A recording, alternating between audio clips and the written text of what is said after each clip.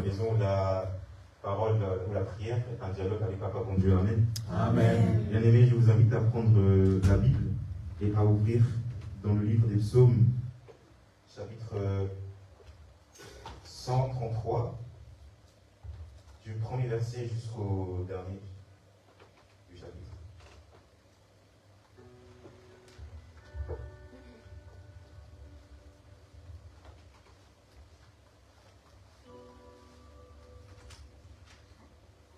Nous y sommes. Amen.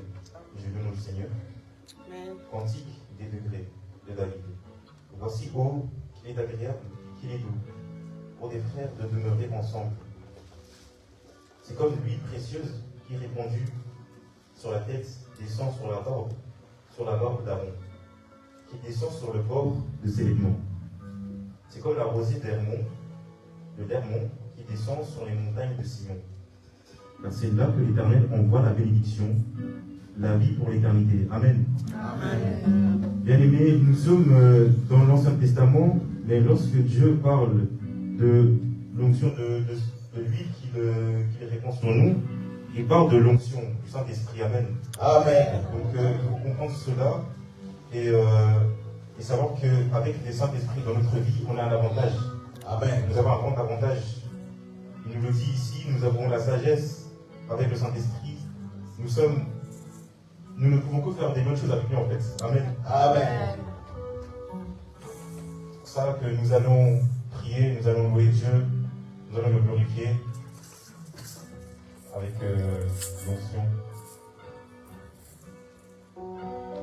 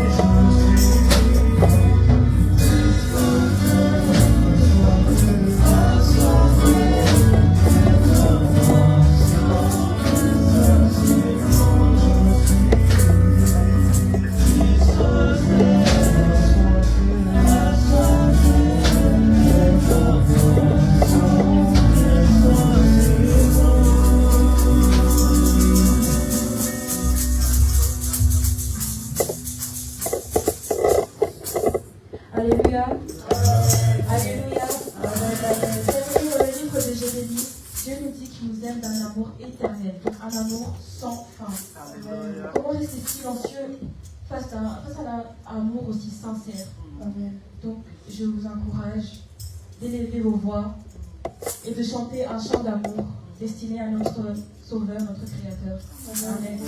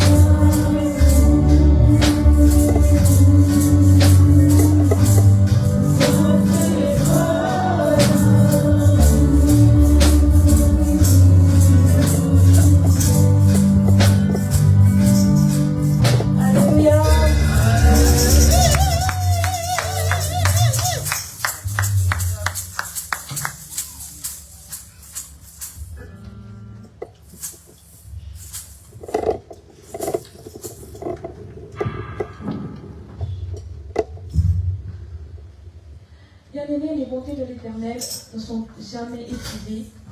Elles se renouvellent chaque matin. Donc quand on contemple un tel amour, le cœur ne peut que l'exprimer, le proclamer et parler de sa bonté. Encore et encore. Amen. Amen.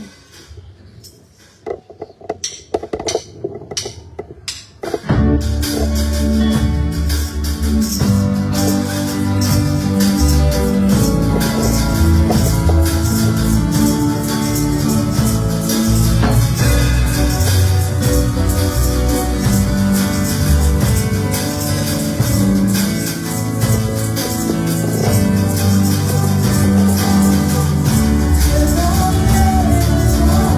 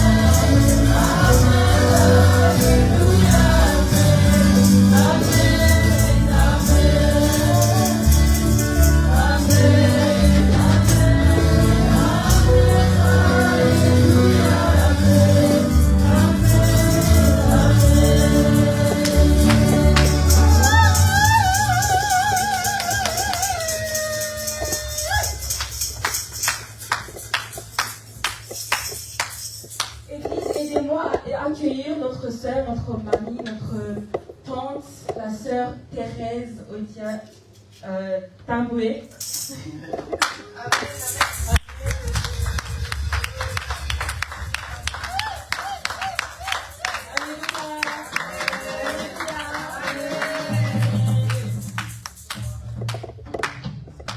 Gloire à Dieu, gloire à Dieu, gloire à Dieu. Amen. Amen. Nous bénissons le Seigneur, nous bénissons le Seigneur.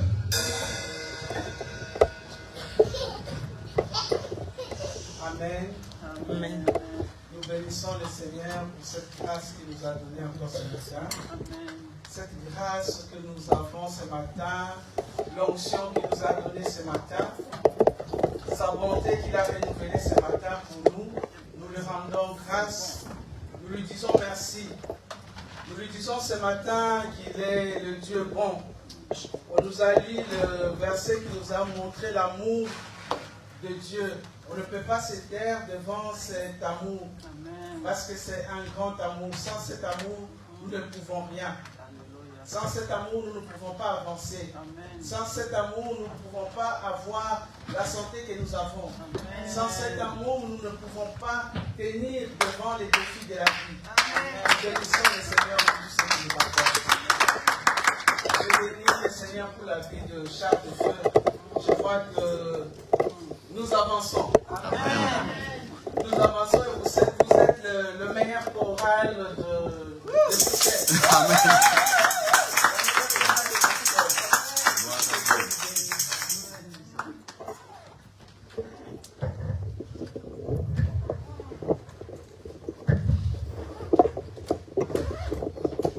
Amen.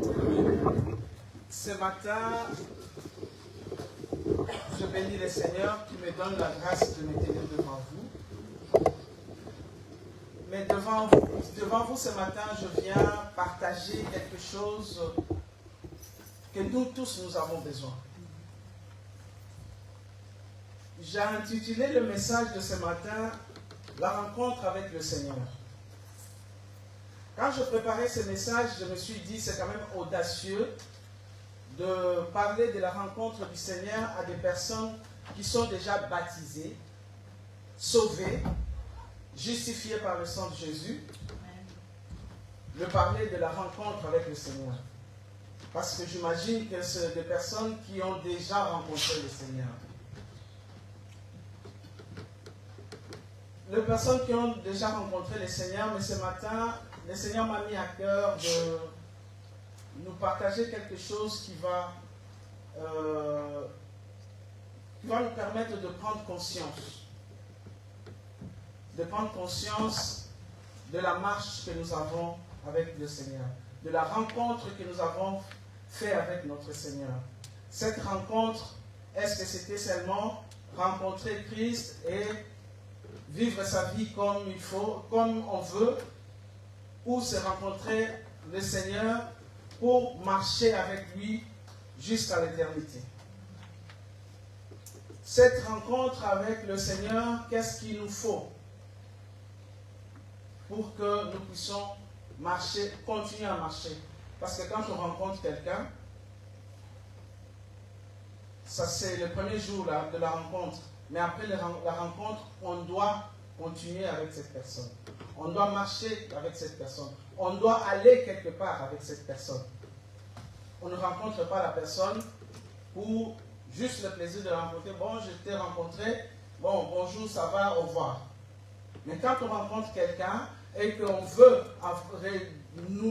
établir une relation avec cette personne, on avance avec cette personne, on cherche à connaître cette personne, on cherche à écouter cette personne, on cherche à savoir qu'est-ce que la personne veut, qu'est-ce que moi je peux apporter à cette personne, qu'est-ce que cette personne peut m'apporter.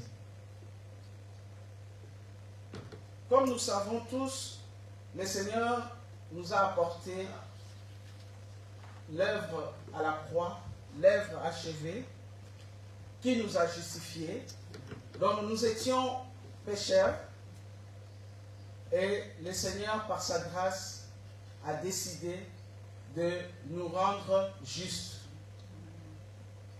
Nous sommes justes devant Dieu. Dans cette justice que nous avons avec que Dieu nous considère juste, pas parce que nous méritons. Dieu nous considère juste parce que lui-même a décidé de nous sauver et de nous rendre justes. Nous sommes justes. Est-ce que dans cette justice, dans cette marche de la justice, nous devons marcher comme on veut ou il y a une ligne de conduite que nous devons suivre? Parce que quand nous avons rencontré Christ, il nous a pardonné, il nous a justifiés, il a fait de nous des personnes justes. Vous étiez pécheurs, mais vous êtes devenus justes. Mais on continue la marche.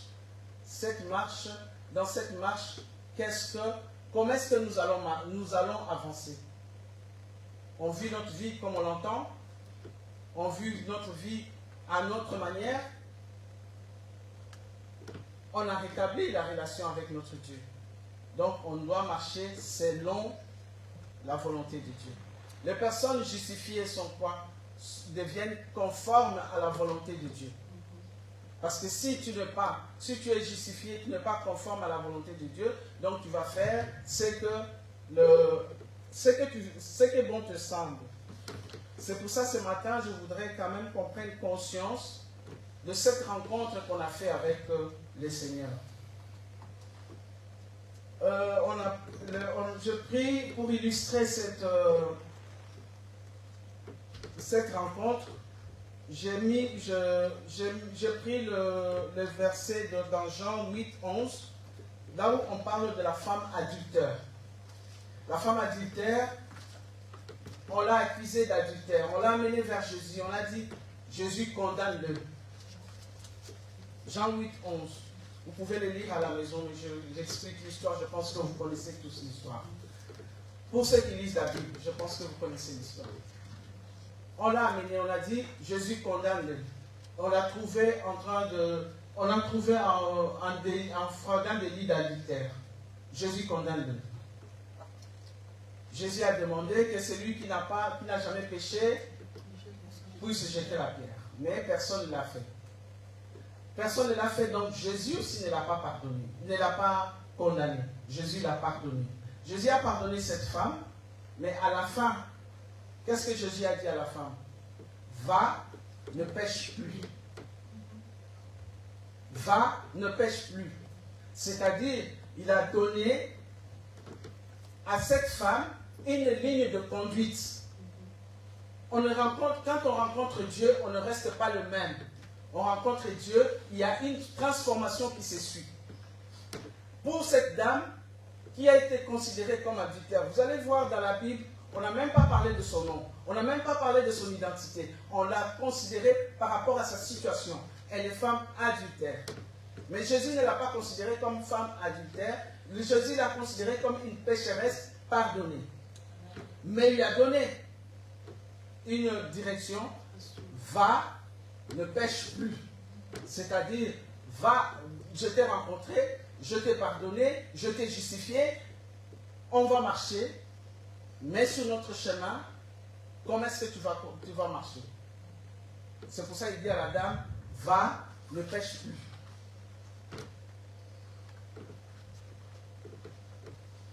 Pour renforcer cette idée, nous allons lire Galates 5, versets 13 à 17.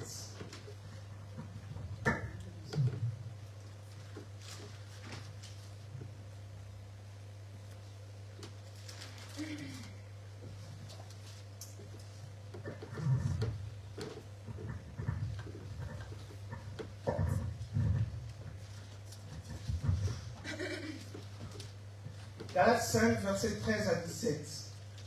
Je lis au nom du Seigneur. Frères, vous avez été appelés à la liberté. Seulement, ne faites pas de cette liberté un prétexte pour vivre selon la chair. Mais, par amour, soyez serviteurs les uns des autres. Car toute la loi est accomplie dans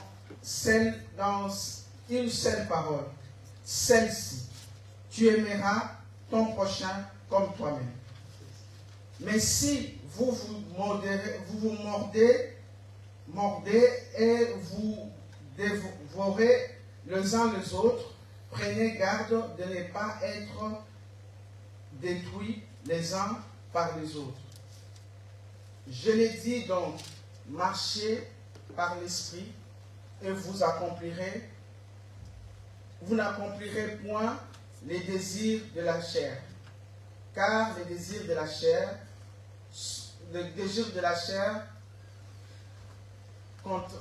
car la chair a des désirs contraires à l'esprit, et l'esprit en a contraire à la chair.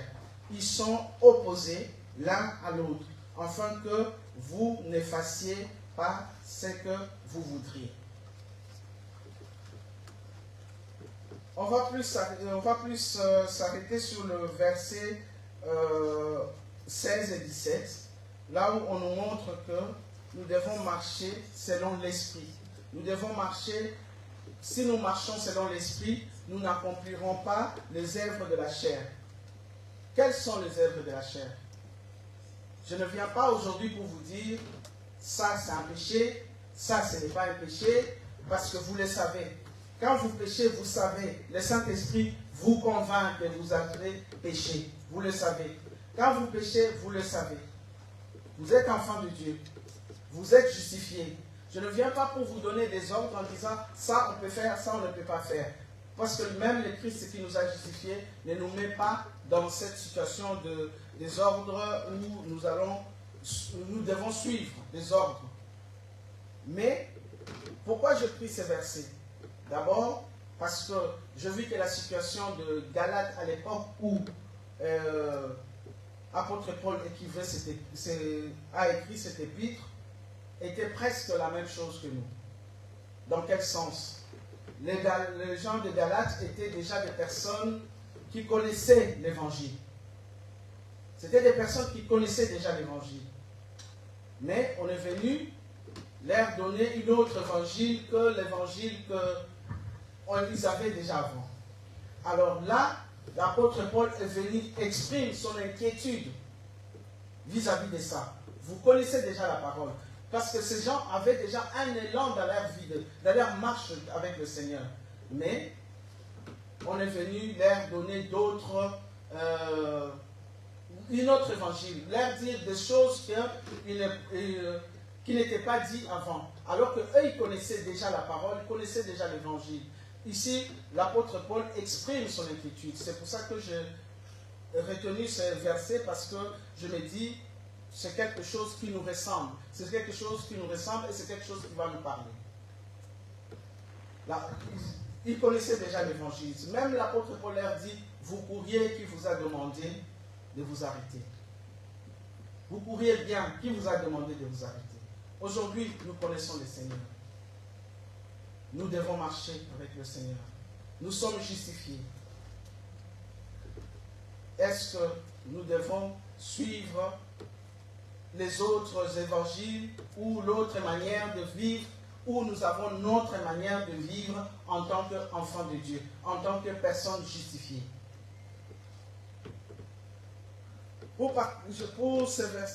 À partir de ces versets, je veux partager deux vérités. La première vérité, j'ai intitulé ça « Les attitudes qui nous éloignent du Saint-Esprit ». Les attitudes qui nous éloignent du Saint-Esprit. On est déjà dans la marche avec le Seigneur parce que nous le connaissons, nous l'aimons, nous avons décidé de le servir. On est déjà dans cette marche. Nous sommes des personnes, des enfants de Dieu, des personnes libérées des péchés, justifiées par sa grâce. Mais ici, on nous dit quelles sont les choses qui nous éloignent du Saint-Esprit. Comment nous recevons nos instructions vis-à-vis du Seigneur? Nous recevons nos instructions par rapport au Saint-Esprit. C'est pour ça que je dis, le Saint-Esprit aujourd'hui ne viendra pas vous dire, ça c'est un péché, ça c'est un péché. On ne va pas vivre dans cette crainte de chaque jour que ça c'est péché, ça ce n'est pas péché. Mais nous devons être sensibles au Saint-Esprit. Comment être sensible au Saint-Esprit?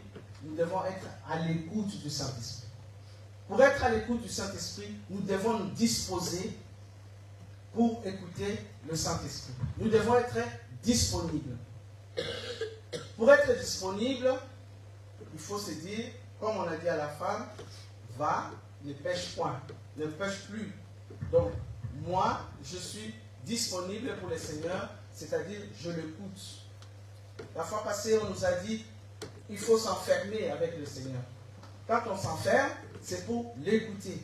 Quand on n'écoute pas, on ne l'écoute pas, on ne sait pas comment marcher, bien qu'on soit justifié.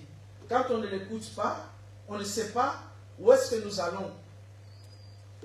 Quand on ne l'écoute pas, on est disponible. C'est un peu comme tu as ton téléphone, on t'appelle, tu es en mode pas dérangé. Mais la communication est là. On essaie de t'appeler, mais pas dérangé. Tu n'es pas disponible. Le Saint-Esprit te parle. Tu n'es pas disponible.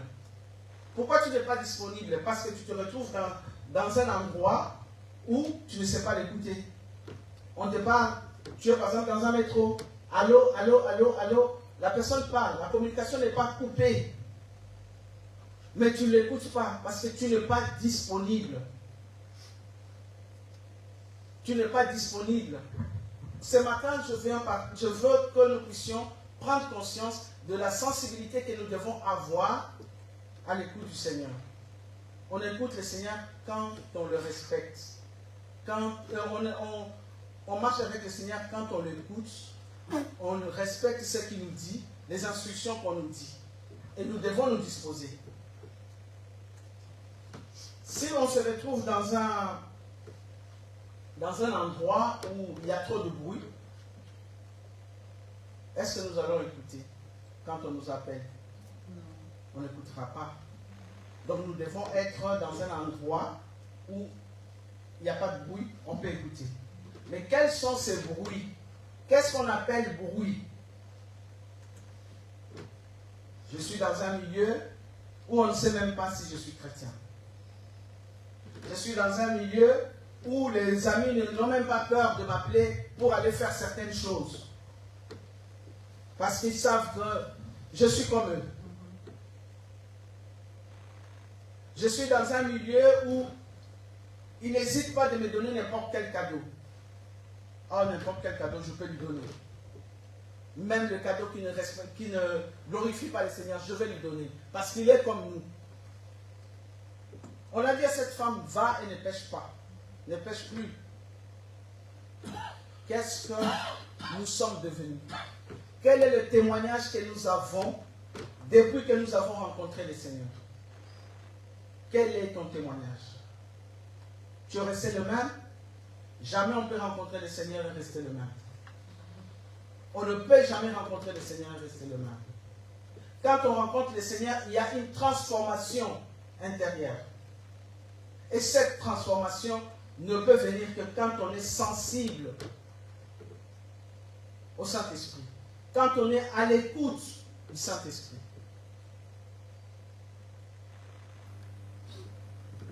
L'écoute du Saint-Esprit, c'est un peu comme ce que nos parents nous disent ou nous disaient quand on était enfant. Ce que nos parents nous disaient, ils nous disaient non, ça il ne faut pas faire, ça il ne faut pas faire.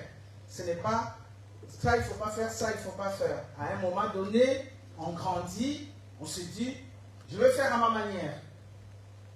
Parce que je suis grand, je veux faire à ma manière. C'est un peu ça. Les ordres, parce qu'on a considéré ce que les parents nous disaient seulement comme des ordres. Pourtant, ce n'était pas des ordres. Pas seulement des ordres. Mais c'était une association des expériences. Association d'expériences. Dans quel sens? Je ne peux pas te montrer les dangers qu'il y a sur un chemin si je ne suis pas passé par ce chemin. Je ne pourrai jamais te dire, là, il y a un trou, si je ne suis pas passé par ces chemins. C'est pour ça que le Seigneur nous dit,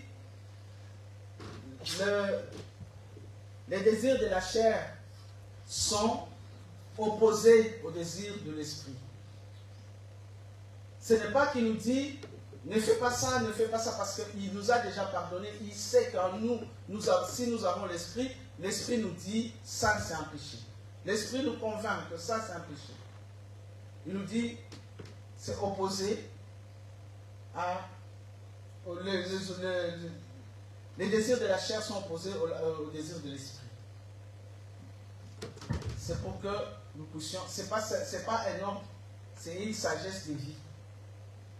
Une sagesse de vie pour que nous puissions marcher selon celui qui nous conduit. Parce que la parole dit, ce n'est plus moi qui vis, c'est Christ qui vit en moi. Donc si Christ vit en moi, je marche pour devenir comme Christ. Vous pourrez me dire peut-être, devenir comme Christ en tant qu'humain, c'est pas facile.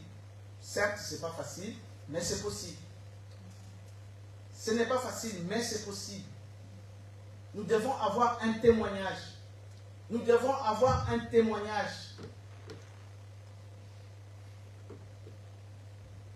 Quand on écoute, quand on est sensible au Saint-Esprit, les désirs de l'esprit montent. Quand les désirs de l'esprit montent, automatiquement, les désirs de la chair descendent et ça va finir par disparaître. Les désirs de la chair montent. Mais quand les désirs de la chair, les désirs de l'esprit montent, mais quand l'esprit de la chair monte, qu'est-ce qu'on a en retour? On se retrouve dans des conflits inutiles. Parce que le temps que Dieu vous parle, vous êtes indisponible. Le temps que l'Esprit parle, on est indisponible. Mais bien aimés, nous devons prendre conscience de ça. Nous devons être sensibles à l'Esprit de Dieu. La sensibilité à l'Esprit de Dieu, ça nous permet d'être soumis à l'Esprit. Quand on est soumis à l'Esprit, on vit et on devient comme Christ. On devient comme Christ.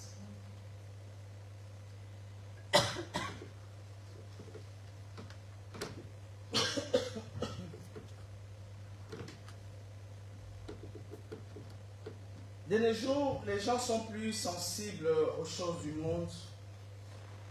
Ah, moi, je dois faire ci parce que les gens font ci. Moi, je dois faire ça parce que les gens font ça. Mais la Bible nous dit, vous êtes dans le monde, mais vous n'êtes pas du monde. C'est pour ça que je reviens aux choses, à vous dire que nous devons rétablir notre communication avec Dieu. Je n'ai pas la prétention de vous dire ce matin que vous n'avez pas la communication avec Dieu. Vous ne communiquez pas avec Dieu. Je vous dis seulement, vous avez cette communication. Mais évaluez la communication. Est-ce que vous êtes disponible ou vous êtes, souvent on dit, hors de périmètre cellulaire. Hors de périmètre cellulaire. Bien aimés, faisons attention à cela. Soyons sensibles au Saint-Esprit. Soyons sensibles au Saint-Esprit. Gardons la communication avec Dieu. Parce que si nous ne gardons pas la communication avec Dieu, comme je vous ai dit, nous allons nous retrouver dans des conflits inutiles. Nous allons nous retrouver à faire des choses que nous n'avions pas imaginées. Nous allons nous retrouver à refaire les mêmes expériences parce qu'au départ, nous n'avons pas écouté le Saint-Esprit. Au départ, nous n'avons pas écouté le Saint-Esprit. L'avantage, c'est quoi? Quand on écoute le Saint-Esprit, de la rencontre, il nous aide à marcher et arriver à notre destinée. Arriver à notre destinée. Quand on rencontre le Saint-Esprit et on est indisponible, la communication ne passe pas vraiment avec le Saint-Esprit, nous allons vers la destruction. Nous allons vers la destruction. C'est pour ça que ce matin, je répète encore que la sensibilité à l'Esprit ça est très, très important. Est très, très important. Ça doit être quelque chose de capital. Avant de faire quelque chose, mes bien-aimés, nous devons poser la question au Saint-Esprit. Qu'est-ce que je dois faire pour ceci? Qu'est-ce que je dois faire pour mes enfants? Qu'est-ce que je dois faire pour mes parents? Qu'est-ce que je dois faire pour mes amis? Qu'est-ce que je dois faire pour ma vie? Comment est-ce que je vais marcher? À la femme adultère, on a dit, va, ne pêche plus. Va, ne pêche plus. C'est-à-dire, va, garde ton oreille à l'écoute du Saint-Esprit. Parce que si tu n'écoutes pas le Saint-Esprit, si tu es toujours en mode pas dérangé, pas disponible, les oreilles finiront par être bouchées. Si les oreilles se bouchent, on n'écoute plus le Saint-Esprit. Quand on n'écoute plus le Saint-Esprit, on va vers la destruction. On va vers la destruction.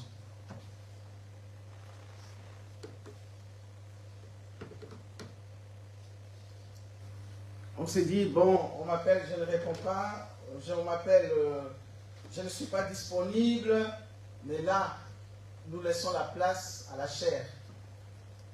Quand je dis je parle de la chair, vous savez ce que c'est. Vous savez où la chair peut vous amener. Vous savez quand est-ce que la chair vous détache, vous écarte du Saint-Esprit. Vous ne l'écoutez pas. Quand on est sensible au Saint-Esprit, la chair disparaît. Les désirs de la chair diminuent jusqu'à ce qu'il va disparaître parce que le but final, c'est d'être comme Christ. Le but final, c'est d'être comme Christ. Ça disparaît comment? Parce que on écoute et on a les instructions de Dieu et on sait quel chemin prendre. Mais quand on sait, par exemple, on peut être au milieu des amis, les amis à peine, ils savent que cette maman-là, elle est chrétienne. Cette maman-là, elle est chrétienne. Ce jeune homme-là, il est chrétien. Cette jeune fille, elle est chrétienne. C'est à peine qu'on le sait.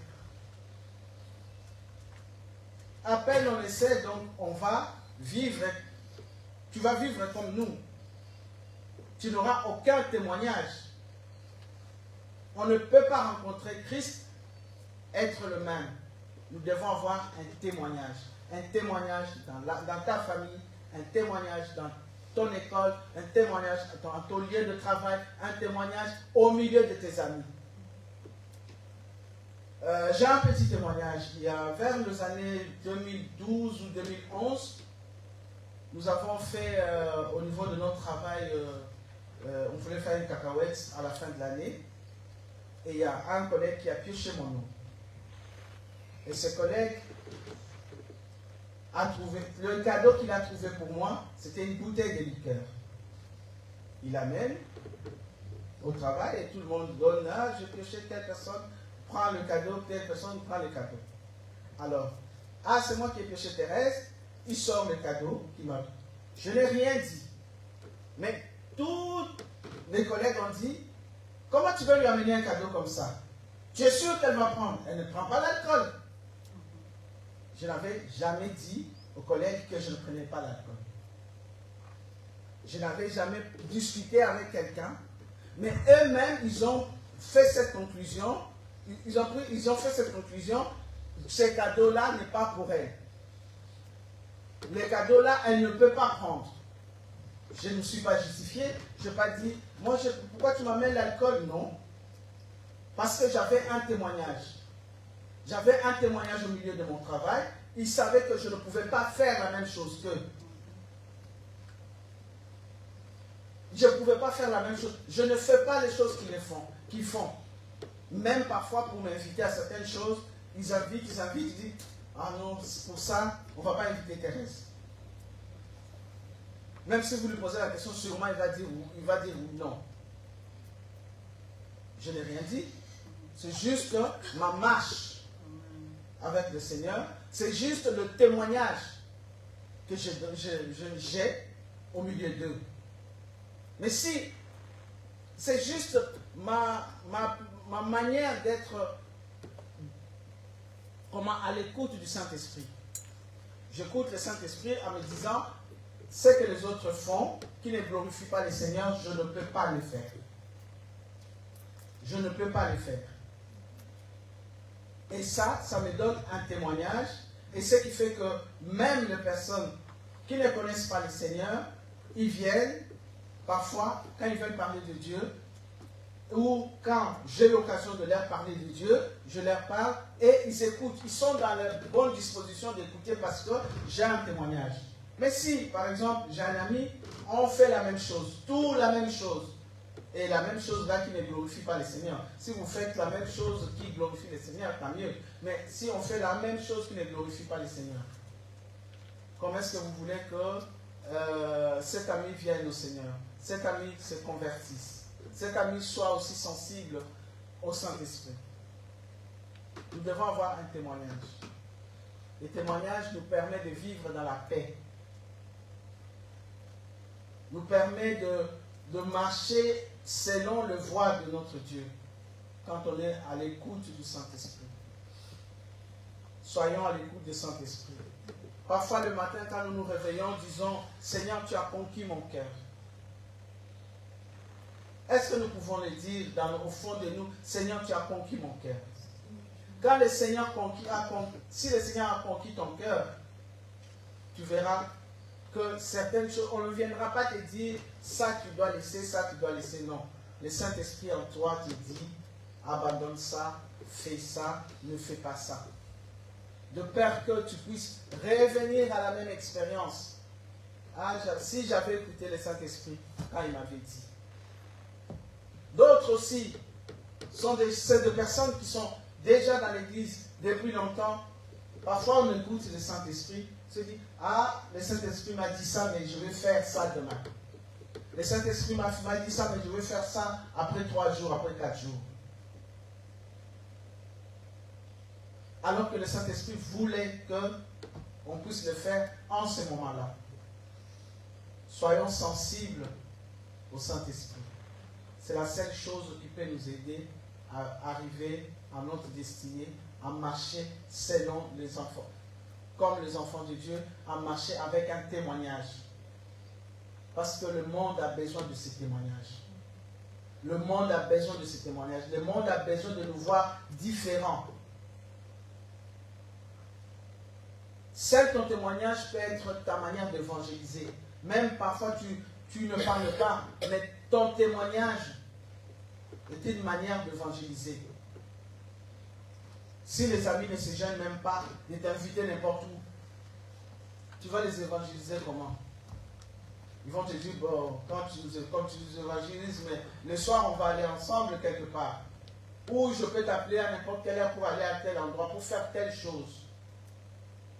Soyons sensibles au Saint-Esprit. Quand on rencontre le Seigneur, on ne reste plus le même. On doit changer. On doit changer.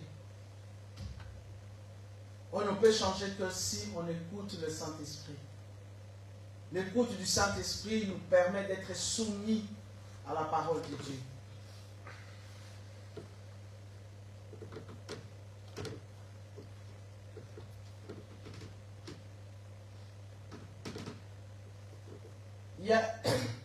On nous dit, les désirs de la chair sont opposés aux désirs de l'esprit. On peut se dire, je lutte pour que les désirs de la chair disparaissent. Je lutte pour faire telle chose, pour ne plus faire telle chose. Je lutte. Mais je vous dis, mes bien-aimés, on ne peut pas lutter seul contre les désirs de la chair. On ne peut pas lutter seul. On ne peut lutter qu'avec le Saint-Esprit. La sensibilité que nous avons par rapport au Saint-Esprit, par rapport à l'écoute du Saint-Esprit, c'est ça qui nous permettra de faire monter dans notre vie les désirs de l'Esprit. Ce n'est pas quelque chose qu'on peut lutter seul. Sans l'Esprit Saint, nous ne pouvons pas, ça ne peut pas être possible. La deuxième vérité que je voulais partager, c'était marcher sur les traces de la foi. Tu es chrétien, tu as établi ta relation avec ton Dieu, tu dois avoir une balance. Parce qu'on nous dit, les désirs de la chair sont opposés au désir de l'esprit. C'est qu'il y a une balance. Ta balance à toi penche vers quoi? Vers le désir de la chair ou vers le désir de l'esprit?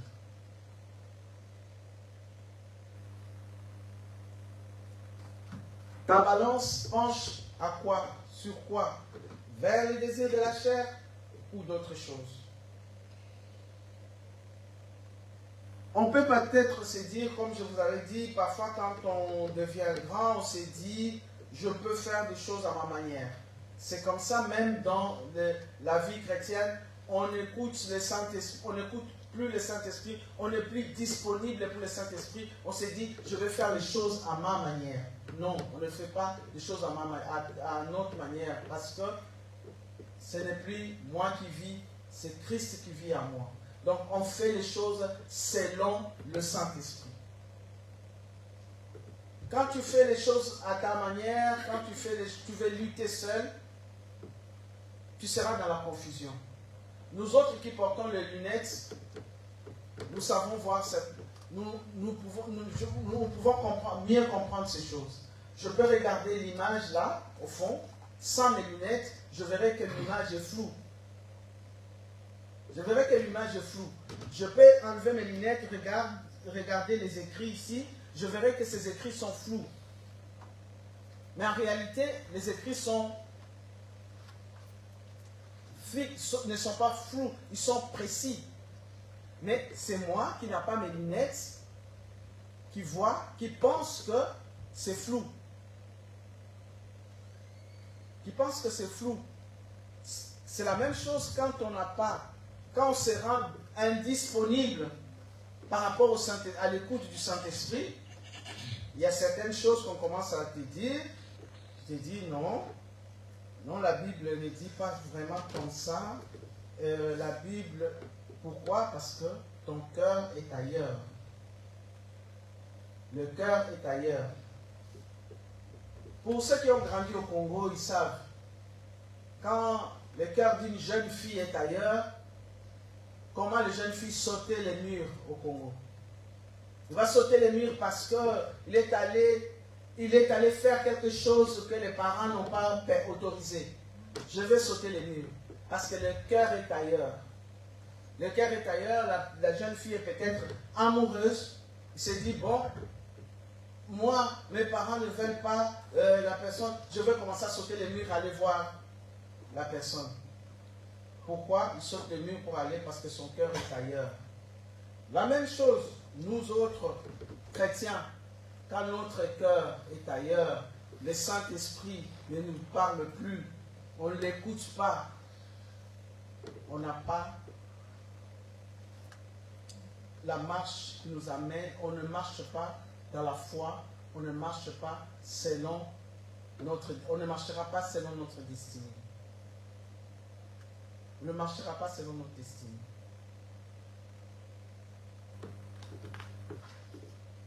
Ce matin, nous avons parlé de la rencontre avec le Seigneur.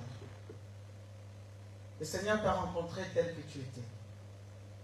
Ou peut-être qu'il t'a rencontré aujourd'hui, tel que tu es. Il t'a accepté tel que tu es. Il ne t'a pas jugé, il t'a accepté tel que tu es. Il t'a pardonné. Parce que Christ t'a racheté de tes péchés à la croix. L'œuvre salvatrice de Christ nous a rachetés à la croix. Et Christ t'a pardonné. Il t'a pardonné, il t'a justifié.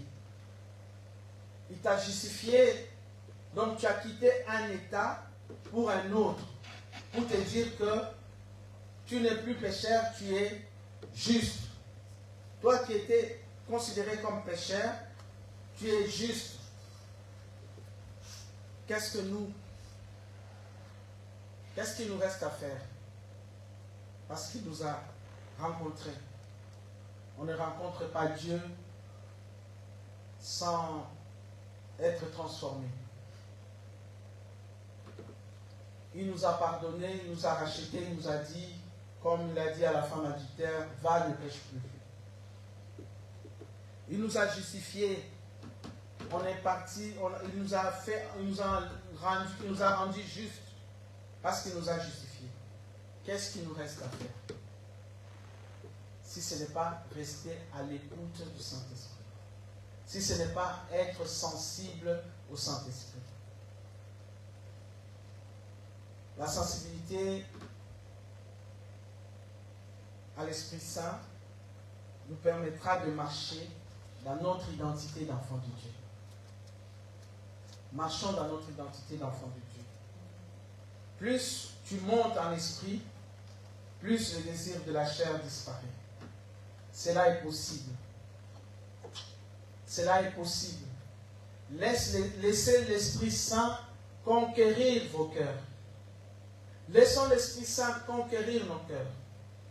Si l'Esprit Saint vient conquérir nos cœurs, c'est notre victoire. Si nous laissons au Saint-Esprit conquérir nos cœurs, c'est ça notre victoire. On ne peut pas trouver une victoire si on s'écarte du Saint-Esprit.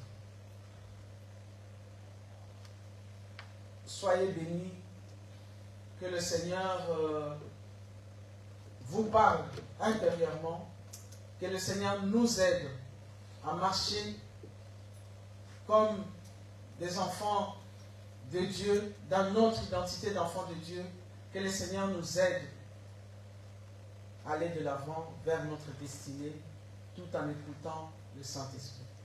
Soyons sensibles au Saint-Esprit. Que Dieu vous bénisse.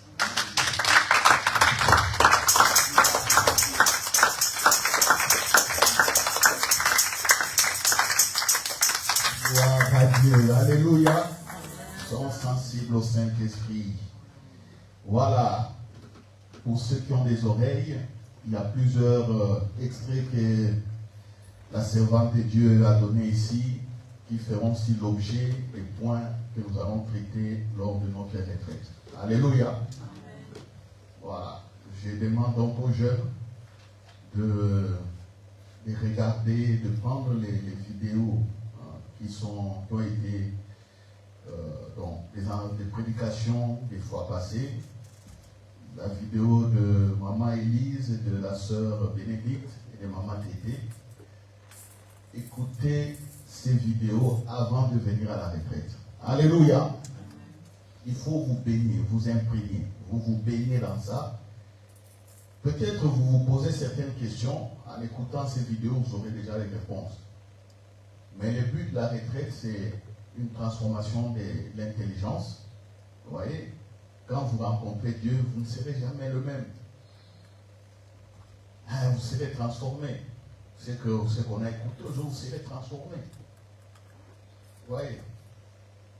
Parce que la parole vient dans ton âme. Et dès que la parole vient dans ton âme, tu auras des désirs autres. Tu n'auras pas les désirs de la chair. Tu auras les désirs du Saint-Esprit. Tu vois le cantique que la chorale a chanté, le premier cantique aujourd'hui. Dans l'assemblée des assoiffés, c'est ça. Dans l'assemblée des hommes, la suite. Assoiffé, je me tiens, que ton onction. Vous voyez, est-ce que vous comprenez l'essence de ces paroles? Dans l'assemblée des hommes. Dites-moi la suite. Moi, je connais la musique. Dans l'assemblée des hommes, assoiffé, je me tiens, que ton onction descende sur moi. Vous voyez? Hein? Ce cantique-là et la prédication d'aujourd'hui, vous l'associez. Vous voyez comment on grandit, comment on prie, comment on marche. Est-ce que quelqu'un a compris que c'était lié? Les cantiques et la prédication étaient liées. Mais ce qu'il y a, le problème chez les jeunes, quand vous sortez, et beaucoup de jeunes, c'est pas qu'ici, hein, partout, dès qu'ils sortent de l'église, c'est fini. C'est fini, ils sont d'autres personnes. Moi, dans mon milieu, je vois beaucoup de jeunes, j'ai dit, mais toi, tu es de quelle église? Oh, je suis de l'église telle. J'ai dit, je connais ton pasteur. Mais le comportement là, c'est pas. J'ai dit, jeune homme ou jeune fille, corrige un peu. Le comportement là, ça ne reflète pas ton pasteur.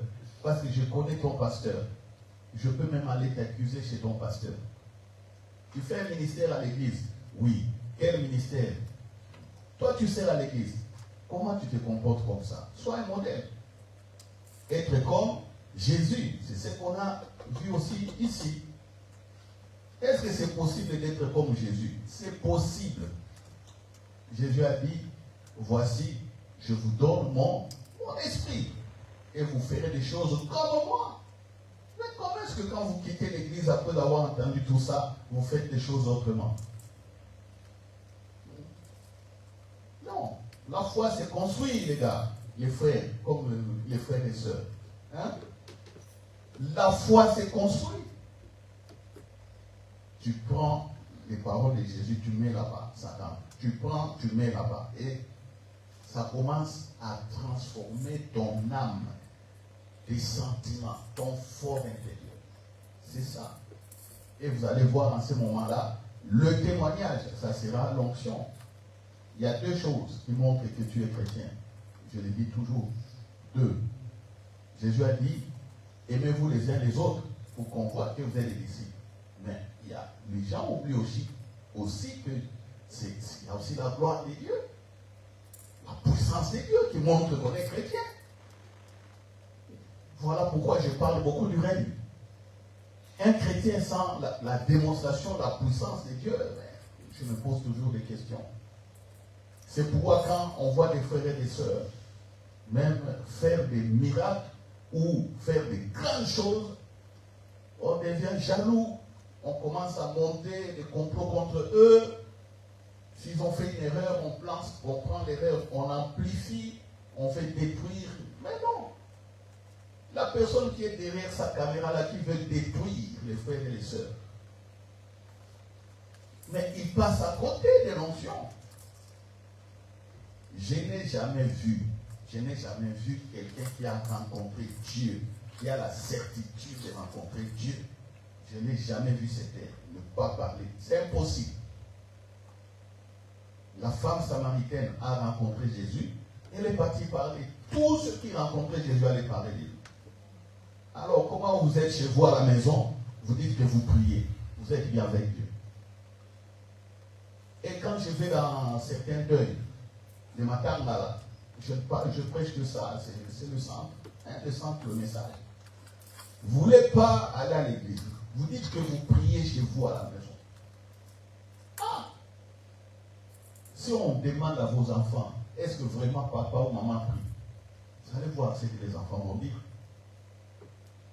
Mais si un frère vient te prêcher ou dire, oh non, je suis bien, moi je prie, Dieu me répond. Quoi? Dieu te répond, tu pries, Dieu te répond. Il te répond pourquoi? Oh non, j'avais besoin de l'argent, il m'a donné. Ça c'est des bêtises, c'est ça. Certains ne prient même pas, ils ont l'argent. Ils ont l'argent, ils ne prient pas, ils ont l'argent, ils se débrouillent, ils ont étudié, ils travaillent, ils ont l'argent. Oui. La communion, la paix, rencontrer Dieu, la transformation, c'est au-delà de tout l'argent, au-delà de tout ça. C'est l'assurance. De se tenir même la justification, Maman Tita parle de justification. C'est l'assurance de se tenir debout contre les diables, et les diables ne peuvent rien. Et je connais beaucoup de chrétiens autour de moi, jusqu'aujourd'hui, ils ont toujours peur du diable. Ils ne savent pas qu'ils sont justifiés. Ils croient toujours qu'ils sont maudits, ils ont des malédictions. Ils ne savent pas qu'ils sont justifiés. Ils ont des liens, ils continuent à les briser tous les jours. Ils ne comprennent pas qu'ils sont justifiés. Voyez pourquoi notre Église est le corps du royaume des cieux de Jésus-Christ par le Saint. Alléluia, nous acclamons.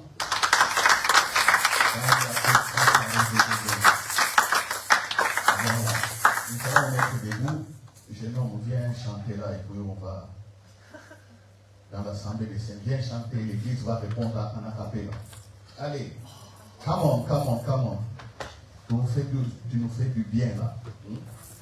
Que l'onction qui est sur toi en chantant, et cette onction visite les cœurs. Alléluia.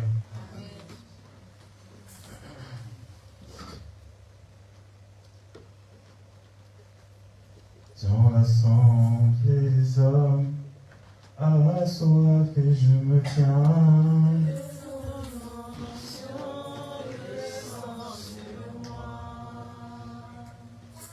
Conscient que mon destin est dans le creux de ta main.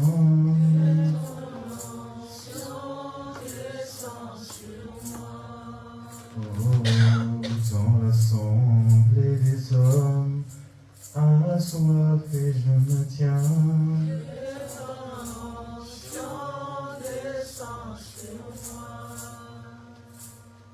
Conscient que mon destin est dans le creux de ta main.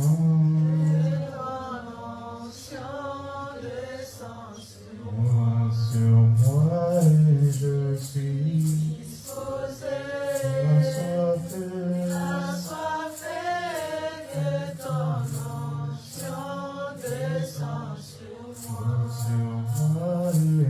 Je suis disposé, assoiffé, que ton onction descende sur moi et je suis disposé, assoiffé, que ton onction descende sur moi. Oui, nous sommes conscients que notre destin est dans les creux de ta main. Merci de nous accompagner par ton Esprit Saint. L'Église est bénie, nous sommes puissants, nous sommes forts et nous avançons dans le plan que tu as préparé d'avance, assisté par le Saint-Esprit. Merci au Père pour tout ce que tu as préparé, pour tout ce que tu as fait. Au nom de Jésus, ainsi prié. Amen. Amen.